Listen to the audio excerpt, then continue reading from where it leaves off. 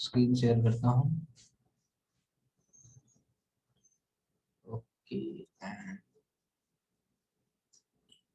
Chemical kinetics.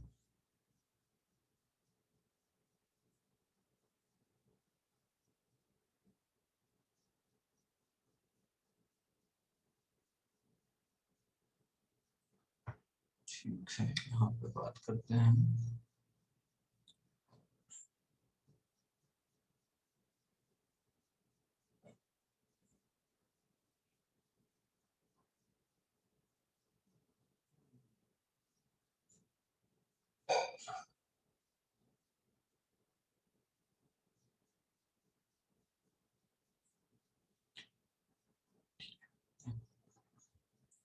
ठीक है, okay. So now will start chemical kinetics, our new chapter.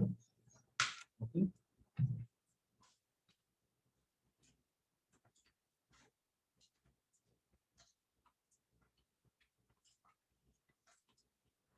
आसान सा चैप्टर है और थोड़ा सा डिफरेंशिएशन इंटीग्रेशन हल्का सा वो आपको पता होगा, थोड़ा सा नॉलेज आपको डिफरेंशिएशन और इंटीग्रेशन का होना चाहिए।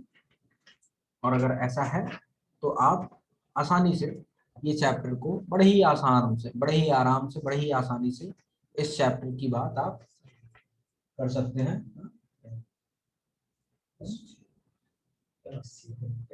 अच्छा,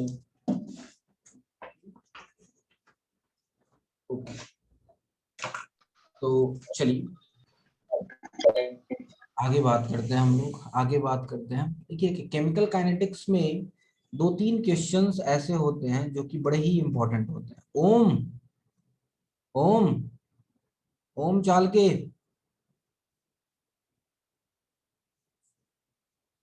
ओम,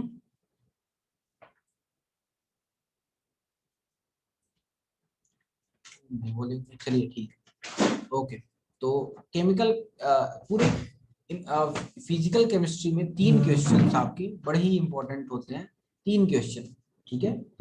पूरे फिजिकल केमिस्ट्री की बात करें तो फिजिकल केमिस्ट्री में पूरे तीन क्वेश्चन आपके जो होते हैं वो बड़े ही इंपॉर्टेंट होते हैं।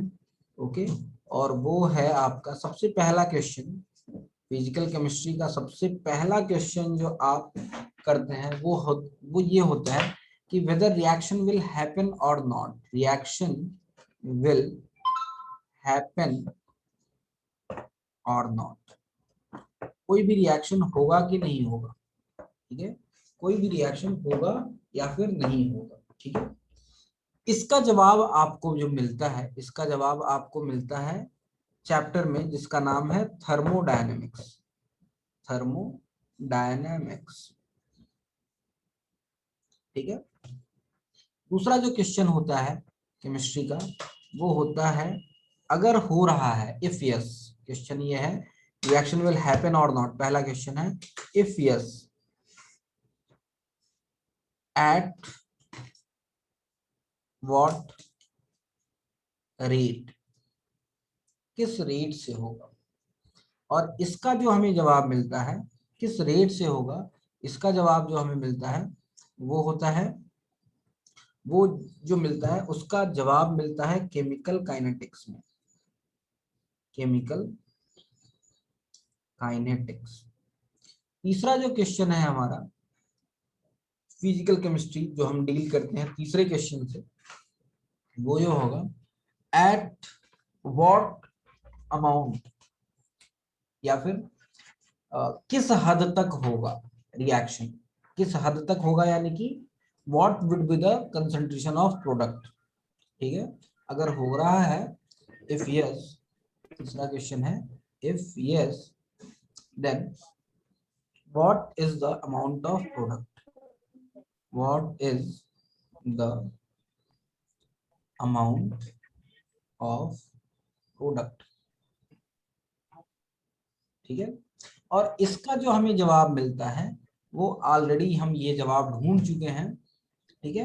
केमिकल इक्विलिब्रियम या फिर आयनिक इक्विलिब्रियम में, केमिकल इक्विलिब्रियम या फिर आयनिक इक्विलिब्रियम में इसका जवाब हम ढूंढ चुके हैं। ठीक है, तो पहला क्वेश्चन है रिएक्शन विल हैपन और नॉट, ठीक है, जिसका जवाब थर्मोडायनेमिक्स देता है। अगर होगा तो किस रेट से होगा, उसका जवाब केमिकल काइनेटिक्स देता है। तीसरा, अगर होगा तो what is the amount of product, उसका जवाब हमें केमिकल इक्विलिब्रियम या आयनिक। तो हम फिलहाल हमने केमिकल और आयनिक इक्विलिब्रियम पढ़ रखा है, मतलब हमने ये मान लिया है कि रिएक्शन हो रहा है, तो what is the concentration of product, यही तो निकाला था हमने केमिकल इक्विलिब्रियम में, है कि नहीं। केमिकल और आयनिक इक्विलिब्रियम में यही तो निकाला था। आयनिक में बेसिकली H+ का कंसंट्रेशन जो कि अल्टीमेटली प्रोडक्ट साइड में आता है, तो ये हमने निकाल दिया है। इस चैप्टर में हमें जो अभी फिलहाल बात करनी है वो केमिकल काइनेटिक्स की बात करनी है। केमिकल काइनेटिक्स यानी कि रेट के बारे में बताएगा हमें। ओके, तो this chapter is deals with the rate of reaction, ठीक है। ये चैप्टर जो होता है रेट ऑफ रिएक्शन को डील करता है। इज इट क्लियर, यहां तक बात समझ में आई? ठीक है, चलिए आगे बात करते हैं, केमिकल काइनेटिक्स की बात करते हैं। तो बेसिकली आपको ये समझ में आ रहा है कि ये चैप्टर रिएक्शन के रेट के बारे में बताता है। Now question is what is rate, rate है क्या, क्या है रेट, बताएंगे आप लोग व्हाट इज रेट। किसी भी प्रोसेस का टाइम के रिस्पेक्ट में, टाइम के साथ कोई भी प्रोसेस कितनी तेजी से हो रहा है या कितना स्लोली हो रहा है, यही रेट होता है, ठीक है। कोई भी प्रोसेस टाइम के साथ विद रिस्पेक्ट टू टाइम, कोई भी प्रोसेस कितनी तेजी से हो रहा है या कितना स्लोली हो रहा है, इसको हम क्या कहते हैं, रेट कहते हैं। ओके, ठीक है। तो कोई भी प्रोसेस टाइम के साथ कितनी तेजी से हो रहा है, तो रेट को अगर हम डिफाइन करें, so rate is defined as, rate is defined as change in any quantity, change in any quantity with respect to time, time के साथ कोई भी क्वांटिटी कितनी क्या चेंज हो रहा है उस क्वांटिटी में, वो किसी तरह की भी क्वांटिटी हो सकती है। ओके, फॉर एग्जांपल रिएक्शन हो रहा है तो रिएक्टेंट की क्वांटिटी कम हो रही है, प्रोडक्ट की क्वांटिटी बढ़ रही है ना, तो वो भी आपका रेट होगा। आई बात समझ में। And for chemical reaction, chemical reaction, chemical reaction के लिए changing quantity is, changing quantity is, changing quantity is what, concentration, concentration या फिर प्रेशर, और प्रेशर या फिर इवन वॉल्यूम भी हो सकता है, या फिर वॉल्यूम, ठीक है, per unit time. Changing quantities, concentration या प्रेशर और वॉल्यूम, ऐसे बोल सकते हैं, ठीक है। चेंजिंग क्वांटिटी ऑफ कंसंट्रेशन और प्रेशर और वॉल्यूम ऑफ, ऐसे लिख लीजिए, रिएक्टेंट, रिएक्टेंट और,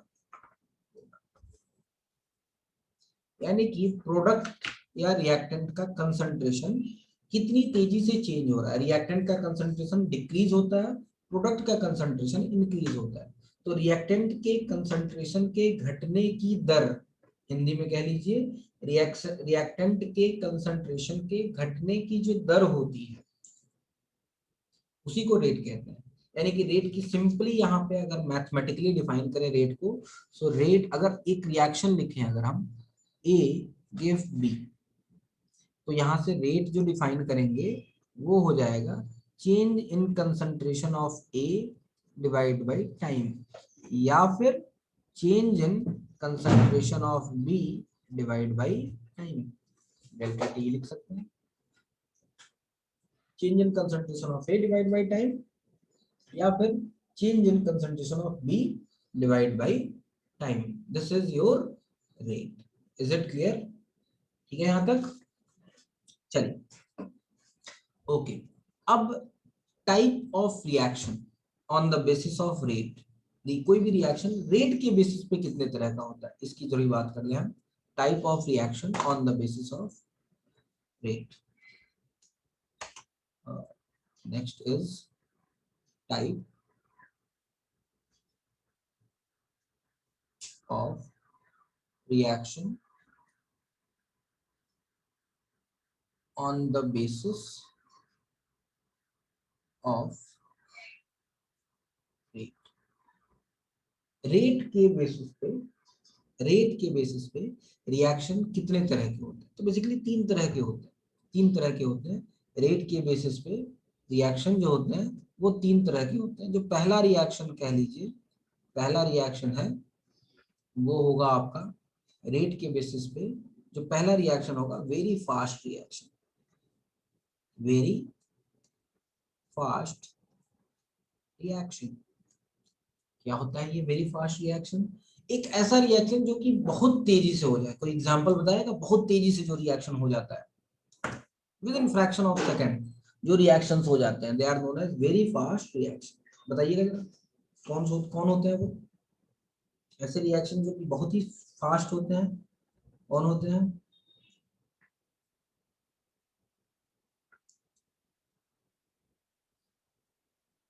बताइएगा। फॉर एग्जाम्पल अगर मैं AgNO3 के सोल्यूशन में अगर मैं NaCl ऐड कर दूं, NaCl, तुरंत क्या होता है पता है कि नहीं? तुरंत AgCl का प्रेसिपिटेट आ जाता है, तुरंत तुरंत AgCl का प्रेसिपिटेट आ जाता है, प्लस NaNO3 फॉर्म होता है, तुरंत ही AgCl का प्रेसिपिटेट आ जाता है। और ऐसे रिएक्शंस को हम वेरी फास्ट रिएक्शन कहते हैं। मैग्नीशियम, बिल्कुल बिल्कुल अथर्व कह रहे हैं, magnesium ribbon burn on burner, तुरंत ये काम होता है, तुरंत बहुत तेजी से होता है। ठीक है, within fraction of second में ये काम होता है। ठीक है, जनरली प्रेसिपिटेशन रिएक्शन या फिर एसिड बेस रिएक्शन। ठीक है, एग्जांपल्स की बात करें तो एसिड बेस रिएक्शन, कोई भी एसिड बेस रिएक्शन,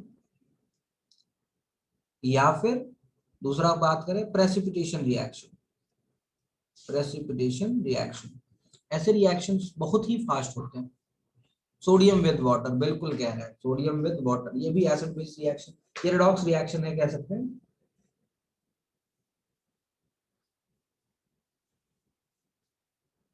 जरा बोलो।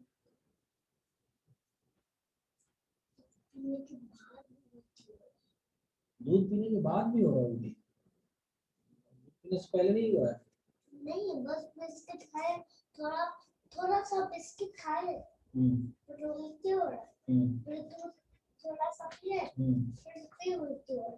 बस चेक किए थे दूध पी के। अच्छा, थोड़ा सा चेक कर लिए तो उल्टी हो गया था, कोई बात नहीं, जाओ खेल। चलो, हाँ, तो एसिड बेस रिएक्शन या फिर प्रेसिपिटेशन रिएक्शन, ये रिएक्शन बहुत ही फास्ट होता है, within fraction of second में कंप्लीट हो जाता है। तो डेफिनेशन इसकी करें, अगर हम डिफाइन करें इसको, तो reaction which are completed which are completed within fraction of second। ऐसे रिएक्शंस जो फ्रैक्शन ऑफ सेकंड में कंप्लीट हो जाते हैं, ऐसे रिएक्शन को हम वेरी फास्ट रिएक्शन कहते हैं। कोई भी आयनिक रिएक्शन, ठीक है, कोई भी आयनिक रिएक्शन, कोई भी, जनरली आयनिक रिएक्शंस बहुत ही फास्ट होते हैं। ठीक है, तो ये है। दूसरा जो होता है वेरी स्लो प्रोसेस या वेरी स्लो रिएक्शन, दूसरा जो रिएक्शन है this is very slow reaction. ये क्या होता है? वेरी स्लो रिएक्शन क्या होता है? ऐसे रिएक्शन जो कि बहुत ही स्लो हों। फॉर एग्जांपल फर्मेंटेशन प्रोसेस, जब अल्कोहल बनाया जाता है तो महीनों तक सड़ाया जाता है उसको, महीनों तक, वो बहुत ही स्लो प्रोसेस होता है, फर्मेंटेशन बहुत ही स्लो होता है। ठीक है, बहुत सारे रिएक्शंस ऐसे हैं जो कि सालों लग जाते हैं कंप्लीट होने में। फॉर एग्जांपल आप न्यूक्लियर रिएक्शंस की बात करें, रेडियो एक्टिविटी की बात करें, तो बहुत सारे रेडियो एक्टिव प्रोसेसेस ऐसे होते हैं जिनका हाफ लाइफ जो होता है वो ईयर्स में होता है। ठीक है, यानी कि सालों में वो टूटते हैं, बहुत ही स्लो स्लो टूटते हैं। ठीक है, तो ऐसे रिएक्शंस को वेरी स्लो रिएक्शंस कहते हैं। जरा इसको डिफाइन कर लें। Reaction which requires reaction which requires year years for their completion.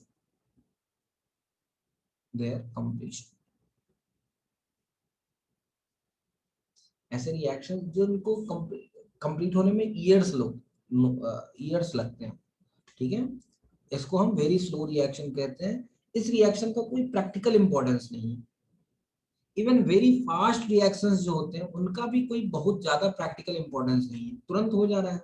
Rate कैसे पता चलेगा? तुरंत कंप्लीट हो गया, with in fraction of second में कंप्लीट हो गया, कैसे रेट निकालेंगे? वेरी स्लो रिएक्शन का भी रेट नहीं निकाल सकते हैं। क्यों? क्योंकि बहुत ही स्लो है, इतना स्लो है कि कोई प्रैक्टिकल मतलब ही नहीं है। सो लिख लीजिएगा, there is no practical importance, देयर इज नो practical importance, there is no practical importance to determine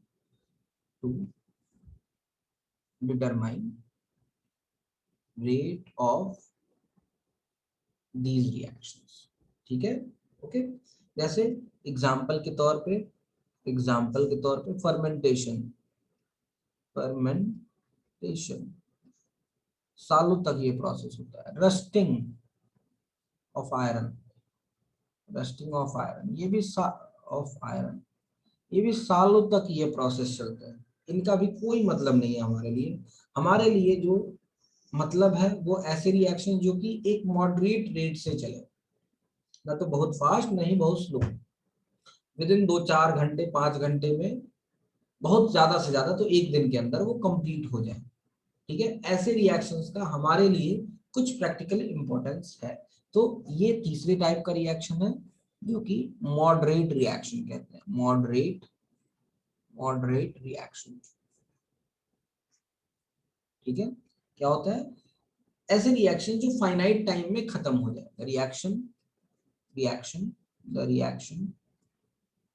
which require finite time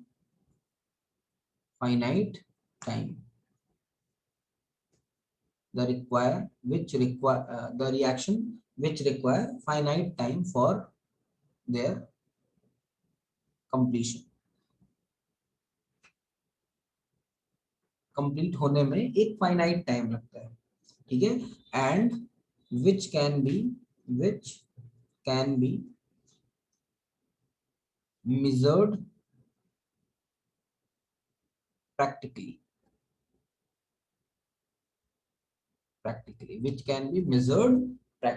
ऐसे रिएक्शंस को हम मॉडरेट रिएक्शन कहते हैं। और यही हमारे काम का है। इस चैप्टर में हम मॉडरेट रिएक्शन की ही बात करते हैं। ओके, ठीक है। एग्जाम्पल की बात करें तो एग्जाम्पल कोई भी मॉलिक्यूलर रिएक्शन थोड़ा सा फाइनाइट रेट से चलते हैं।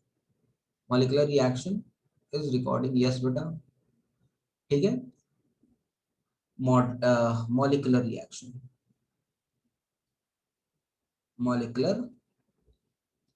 Reaction for example N2 plus 3H2 gave 2NH3। ये रिएक्शन जो है एक फाइनाइट रेट से चलता है, जिसके बारे में आप बता सकते हैं। For example H2 plus Cl2 gave 2HCl। ये भी एक फाइनाइट रेट से काम होता है। कोई भी रिएक्शन कह लीजिए, carbon plus oxygen give CO2, ठीक है। ये भी एक फाइनाइट रेट से चलते हैं। तो ऐसे कोई भी फाइनाइट रेट से चले, ऐसे कोई भी रिएक्शन जो कि फाइनाइट रेट से चले, ऐसे रिएक्शंस की बात चैप्टर में करने वाले हैं, ठीक है। इनकी बात हम इस चैप्टर में करने वाले हैं, ओके। चलिए, तो अब थोड़ा सा रेट के बारे में थोड़ा सा और समझ जाए। What is rate? रेट को तो हमने समझा है अभी कि change in concentration with respect to time, ठीक है। थोड़ा सा और डिटेल में समझते हैं, क्योंकि इस चैप्टर में पूरा का पूरा रेट की ही बात करनी है। तो इस चैप्टर थोड़ा सा हम रेट के बारे में और समझते हैं। सो अगेन हेडिंग मैं डालता हूं, दैट इज रेट। ठीक है। फॉर एग्जाम्पल एक रिएक्शन है A गिव B, ये एक सपोज कीजिए रिएक्शन है, T बराबर 0 पे इसका कंसंट्रेशन था कुछ A और इसका कंसंट्रेशन था 0, कुछ T बराबर T पे आफ्टर सम टाइम इसका X टूट जाएगा और इसका X बन जाएगा, है ना, जिसको हम AT से भी डिनोट करते हैं, इसको हम AT से डिनोट करते हैं, concentration at time T, and इसको हम BT से डिनोट करेंगे, concentration of B at time T, that is BT। BT जो है X के बराबर होगा और AT A माइनस X के बराबर होगा, ठीक है। अब change in concentration of A, delta A कहूंगा अगर मैं, तो डेल्टा A क्या होगा, डेल्टा A यानी कि चेंज इन कंसंट्रेशन, और वो किसके बराबर होता है, प्रोडक्ट का, यानी कि final minus initial, final concentration, जो कंसंट्रेशन होता है that is final concentration minus initial concentration, ये होता है। फाइनल कंसंट्रेशन कितनी है, तो final concentration A minus x है, इनिशियल कंसंट्रेशन कितनी है, वो A है, तो चेंज कितना आया, आप देख रहे हैं ये चेंज आया है माइनस एक्स। सिमिलरली यही अगर मैं इसके लिए निकालूं डेल्टा बी, यानी कि concentration, change in concentration of B, तो ये भी फाइनल माइनस इनिशियल, फाइनल कितना था एक्स था और इनिशियल कितना था 0 था, ये कितना आया एक्स। आप देख रहे होंगे कि जब ए का चेंज इन कंसंट्रेशन निकाल रहा है तो वो नेगेटिव आता है, बी का कंसंट्रेशन निकालेंगे तो वो पॉजिटिव आएगा, बी का चेंज इन कंसंट्रेशन पॉजिटिव आएगा, ए का चेंज इन कंसंट्रेशन नेगेटिव होगा, बी का चेंज इन कंसंट्रेशन पॉजिटिव होगा। ऐसा क्यों होगा, ऑब्वियसली ऐसा होना भी चाहिए, रीजन ये है कि ए का कंसंट्रेशन टाइम के साथ घटता है जबकि बी का कंसंट्रेशन टाइम के साथ बढ़ता है, ए का कंसंट्रेशन टाइम के साथ डिक्रीज होता है, बी का कंसंट्रेशन टाइम के साथ इंक्रीज होता है, तो ए का नेगेटिव आएगा चेंज, बी का चेंज पॉजिटिव आएगा, ठीक है। लेकिन जब हम रेट की बात कर रहे हो, रेट इज ऑलवेज पॉजिटिव, ठीक है, याद रखिएगा, रेट नोट करके लिख लीजिएगा, इसको नोट करके, जब भी रेट की बात करें, rate will never be negative. आप कहेंगे सर ऐसे कैसे, फिजिक्स में तो हमने रेट निकाला और वो नेगेटिव आया, तो फिजिक्स में एक्चुअली डायरेक्शन की जब बात करते हैं, यहाँ पे तो डायरेक्शन की बात हो रही नहीं रही है, रिएक्शन को हमें पता है फॉरवर्ड में ही जाना है, ठीक है, यहाँ पे हमें पता है रिएक्शन फॉरवर्ड में ही जा रहा है, तो हमेशा जो रेट होगा वो पॉजिटिव ही होगा क्योंकि हमें पता है फॉरवर्ड में जा रहा है, ठीक है, ओके। तो फिजिक्स में जब आप किसी चीज का रेट निकालते हैं तो आप नेगेटिव और पॉजिटिव दोनों निकाल सकते हैं, क्यों, क्योंकि वहां पे डायरेक्शन जुड़ा होता है, डायरेक्शन वाली क्वांटिटी जुड़ी होती है, यहाँ पे डायरेक्शन वाली क्वांटिटी जुड़ी नहीं है, यहाँ पे हमें पता है रिएक्शन एक ही डायरेक्शन में जा रहा है, और अगर रिएक्शन एक ही डायरेक्शन में जा रहा है इसका क्या मतलब है कि हमेशा जब भी आप रेट निकालेंगे वो आप फॉरवर्ड डायरेक्शन में ही निकालेंगे और हमेशा पॉजिटिव निकालेंगे, ठीक है। लेकिन अगर आप ध्यान दें यहाँ पे, तो रेट फॉर ए अगर निकालें, रेट ऑफ ए, तो ये मैंने कहा था अभी बताया आपको कि that is change in concentration divide by time होता है, लेकिन ये तो आपका आ गया नेगेटिव आएगा क्योंकि change in concentration minus x है, नेगेटिव है, इसको हमें पॉजिटिव बनाना पड़ेगा, है ना, क्योंकि रेट नेगेटिव हो ही नहीं सकता, हमें इसको पॉजिटिव बनाना पड़ेगा। पॉजिटिव कैसे बनाएंगे, तो रिएक्टेंट के कंसंट्रेशन में माइनस से मल्टीप्लाई कर दीजिए, ये आपका आ जाएगा पॉजिटिव क्वांटिटी, ठीक है, okay. Similarly rate of B निकाल रहे हैं अगर आप, rate of B, rate of B वो किसके लिए किसके बराबर होता है, तो रेट ऑफ बी जो होता है वो होता है आपका delta B by T, delta B by delta T होता है, और चूंकि डेल्टा बी अभी आपने देखा, अभी आपने यहाँ पे देखा डेल्टा टी पॉजिटिव है, रेट पॉजिटिव होता है, यानी कि प्रोडक्ट में आपको नेगेटिव से मल्टीप्लाई, प्रोडक्ट के लिए अगर रेट लिख रहा हूँ, रेट ऑफ बी यानी कि प्रोडक्ट है, प्रोडक्ट के लिए लिख रहा हूं तो वहां पे आपको नेगेटिव से माइनस से मल्टीप्लाई करने की जरूरत नहीं है, वो हमेशा ऐसे ही पॉजिटिव आएगा। कहने का मतलब ये है, कहने का मतलब ये है बेटा, ध्यान दीजिएगा कि जब भी रिएक्टेंट के टर्म में आप रेट लिखते हो, रिएक्टेंट के टर्म में, तो वो आपका उसमें आप नेगेटिव लगा देंगे अपने मन से। प्रोडक्ट के लिए नेगेटिव लगाने की जरूरत नहीं है। ओके,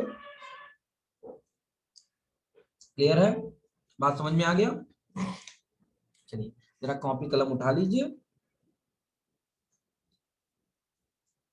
ठीक है, जरा कॉपी कलम उठा लीजिए और एक रिएक्शन में दे रहा हूं, A plus B give C plus D. Clear है? Okay good Tanvi. Okay, A plus B give C plus D एक रिएक्शन है। तो चलिए जरा सबका रेट निकाल लीजिए, तो इसका, इसमें सबका रेट लिख लीजिए। रेट का एक्सप्रेशन क्या बनेगा सबके, सबके रेट का एक्सप्रेशन जरा बता दीजिए क्या बनेगा।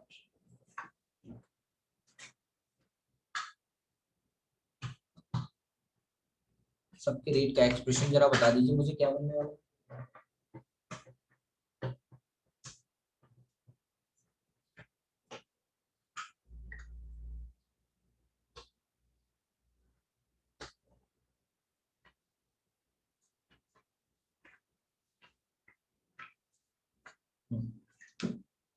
कॉपी उठा लीजिए और कॉपी पे सबके लिए रेट का एक्सप्रेशन जरा लिख दीजिए।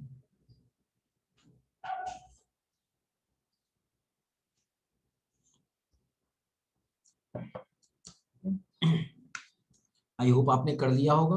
अब मैं बताता हूँ, आई होप आपने लिख लिया होगा। तो अब मैं बताऊं आपको, तो रेट ऑफ ए का जो एक्सप्रेशन बनेगा वो बनेगा, क्योंकि रेट ए जो है, ए और बी रिएक्टेंट है, सी और डी प्रोडक्ट है, तो ए का जो रेट बनेगा वो होगा minus of delta A divide by delta T.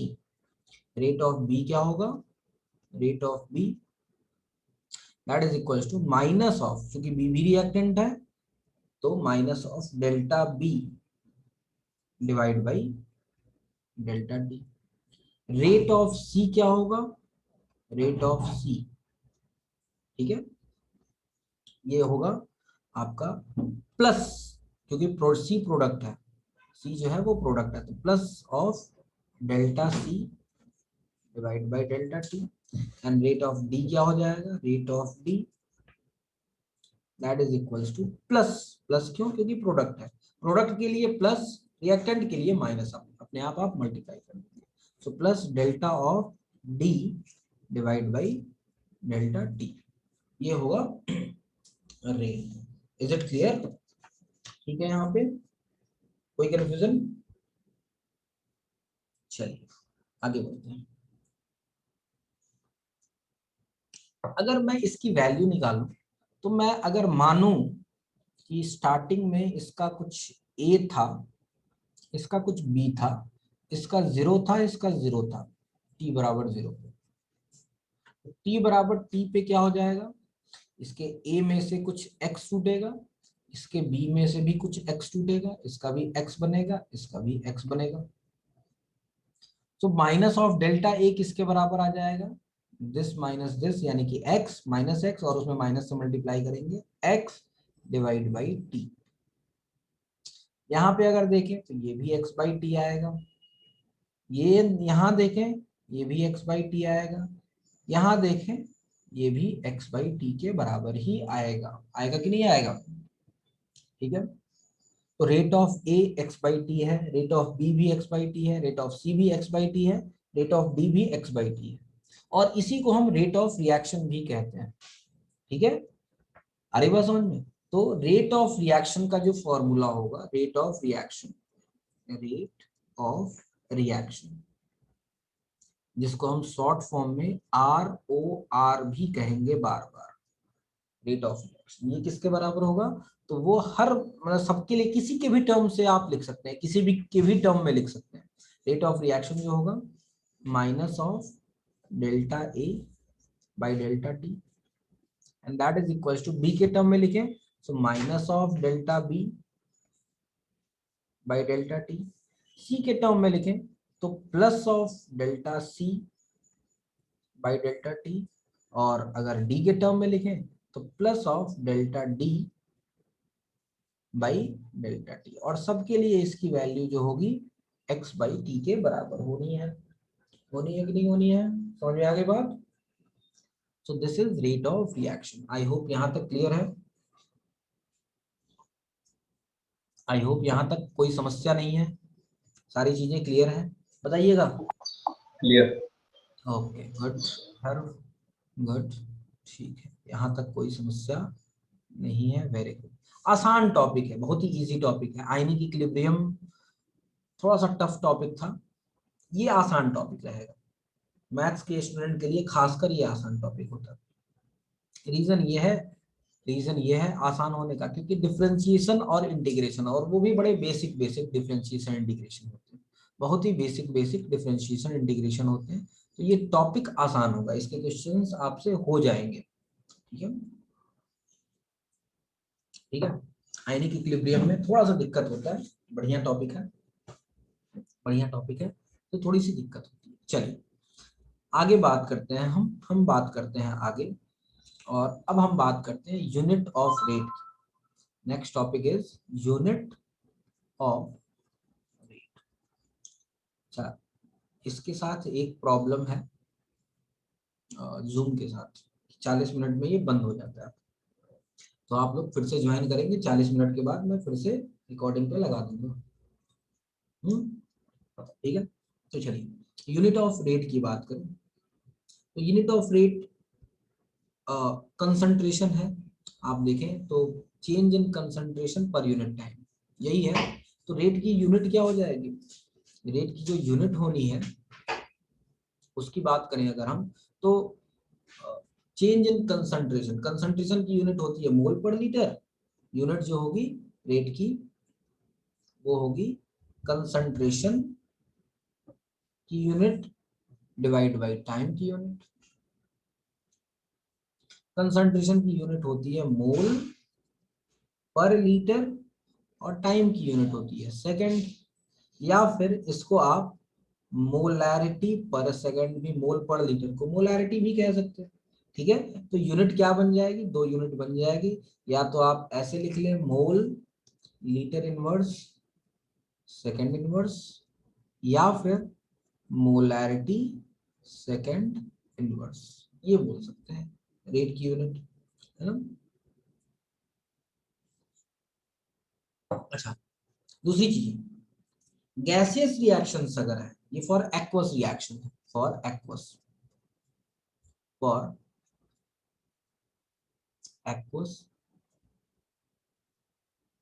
Reaction, aqueous reaction के लिए ये कहानी है। अगर गैसियस रिएक्शन की बात करें, फॉर गैसियस रिएक्शन, अगर रिएक्शन गैसियस है, इन दैट केस जो कंसंट्रेशन होता है, कंसंट्रेशन को हम प्रेशर के टर्म में लिखते हैं, आपको पता है। ठीक है, तो रेट क्या हो जाएगा इन दैट केस? जो रेट होता है वो होता है चेंज इन प्रेशर,